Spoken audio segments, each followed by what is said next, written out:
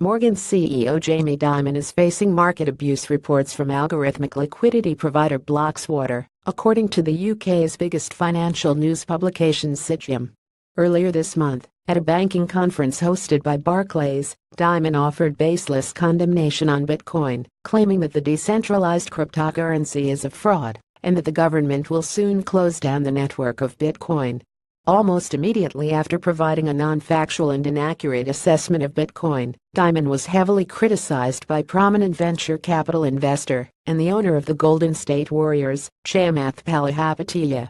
At the conference, in response to Dimon's comments, Palihapitiya explained that governments are limited in what they can restrict and regulate within the global Bitcoin industry and market.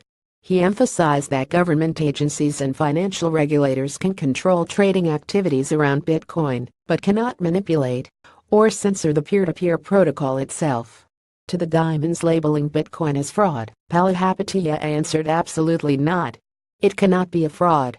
What countries can constrain today is how it is effectively traded, but it cannot be controlled. It is a fundamentally distributed system that exists peer-to-peer. And so to the extent that you can basically eliminate the will and the actions of every single person in the world, you can eliminate it. But in the absence of that, the genie is fundamentally out of the bottle.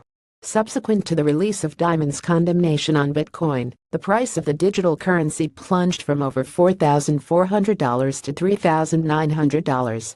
Many analysts have clarified that the price drop of Bitcoin most likely was not impacted by Dimon's comments, but rather by the Chinese government's imposition of a nationwide ban on Bitcoin exchanges. Still, Blockswa pursued a market abuse report against Dimon for his statement that was evidently incorrect, and because of the involvement of JPMorgan Securities Limited in various Bitcoin investments. On September 15, trusted sources including Bitcoin developer Andrew DeSantis and respected Bitcoin trader I Am Nomad published screenshots of 4 separate purchases of Bitcoin XBT shares by the bank accounts of JPMorgan Securities.